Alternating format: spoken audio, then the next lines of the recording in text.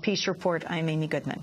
In Britain, lawmakers have voted in favor of a bill to restrict so-called vulture funds. That is, financiers that buy up poor country debts cheaply and then sue for massive profits. The debt relief bill would pave the way for banning private investors from pursuing the world's poorest countries for debts in British courts. Over the last 5 years, the British, the United States, the countries have written off billions of dollars in loans to the world's poorest countries. But a group of vulture funds have been trying to divert that money into their own pockets. Investigative journalist Greg Palast traveled to the West African country of Liberia to investigate how vulture funds have been operating there and why Liberia lost a $20 million case against 2 vulture funds in a British court. He filed this report for the BBC. Welcome to Liberia in West Africa, where 80% of the people survive on less than $1 a day.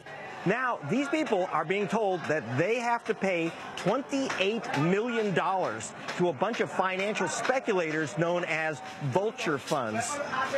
This was not supposed to happen. Sometimes it falls upon a generation to be great and end to the debt crisis for the poorest countries. Over the past 5 years, Nelson Mandela led a very successful campaign to get rich nations to forgive the debt of poor nations. The West wrote off billions of dollars. Just as Britain, Europe, and America were about to pay off all of Liberia's debts, down swooped vultures who put their claws on the money. They were waving worthless sheets of paper, old debts that they had picked up for next to nothing. And now they were demanding that these Liberians pay them 10 times, even 100 times what the vultures themselves had paid for this worthless junk. There was outrage. I would say to them, do you know you're causing babies to die all over Liberia? Do you know you are making it almost impossible for this country to get back on its feet? The blackmail that's going on here is, if somebody doesn't pay us something that we want, we're going to hold up the development of the Liberian economy. Where's their conscience? What do they say as a conscience? They don't care. So who are these vultures? Vultures collect on debts of the poorest nations, but they never lent these poor countries any money at all. So how did these American speculators get their hands on Liberia's debts? We've come to the offices of Greylock Capital, big players in the industry. Greylock CEO Hans Humes tells us how he ended up with some of Liberia's debts. I ended up buying a lot of the loans that we had in Liberia. When I called one of the banks that was going through a merger 13, 14 years ago, I said, hey, by the way, you're a lender to this African country. And the guy said, no, I'm not. A couple of days later, he said, you know what, you're right. We found this box in this warehouse that had files for all these loans. Do you want to buy all of them? The reason Hans and other speculators were able to buy up Liberia's debt dirt cheap was war. In the 80s and 90s, Liberian warlords were chopping the country into bloody pieces, killing 1 in 10 Liberians. Humes and others were willing to wait until peace could be restored, but for some vultures, Liberia's misery was an opportunity. 4,500 miles away from the mayhem, they file a lawsuit in this courthouse in New York City. Now, Liberia didn't really have a government. It was run by a bunch of warlords under UN sanctions. Not surprisingly, Liberia doesn't show up in the courthouse, and they lose automatically when the judge issues this default judgment requiring the nation to pay $23 million.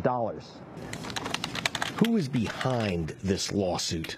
The key figure is Eric Herman, the owner of vulture fund FH International. And here he is at a chandelier-lit gala.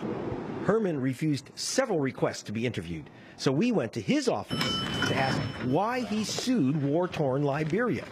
But his office seemed to have vanished. Are they not there? They were there the other day. I'm sorry. The nameplate's gone. There's someone in there. Hello?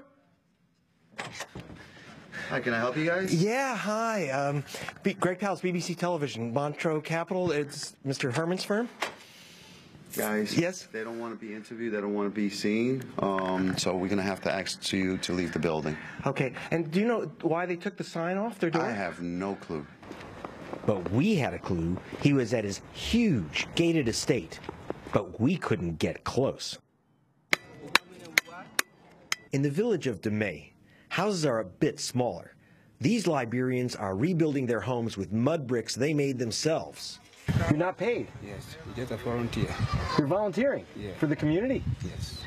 Rebuilding Howa Murphy's home costs just $100 for supplies like cement. Howa is a young donut baker.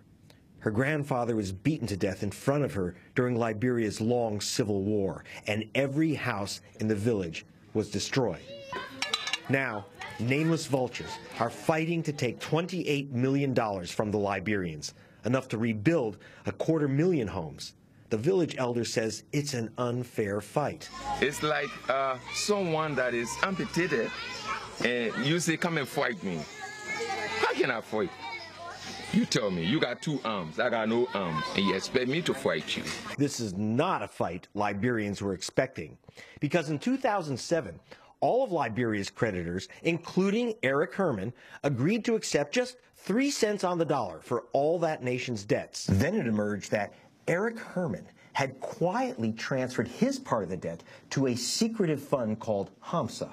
Under the 3-cent deal, Herman would have received $1 million. But now, HAMSA sued in London for more. And that's how Liberia ended up getting hit with this $28 million judgment. Insider Humes was stunned at what he considers such gaming of the debt reduction process. All they're trying to do is exploit the system, hold the system hostage to get some sort of excessive returns. Liberian diplomat Winston Tubman is infuriated. We see a lot of this in the world. People who sell drugs to kids, people who give arms to child soldiers to go and do what they did here in Liberia. There are people who put making a buck above everything else. Britain's parliament agrees. They voted last Friday to ban vultures from their courts. I say bravo. We've been waiting for a parliament or an assembly to take this kind of hard decision. To be able to bring these funds into reason. Liberia's President, Ellen Johnson Sirleaf. Maybe the U.S. Congress and maybe, some others in Europe will pick up this gauntlet and will follow the example of Britain and move that, because it's just so unfair to poor countries. Today, with the end of war, things are looking up for Liberia. There's a surge in literacy. Hopes are rising, but it's all threatened by lawsuits by vultures. The president has a message for them. Look, here's a country having 2 decades of turmoil, of death and destruction, now trying to find its way back, trying to give its young people a future.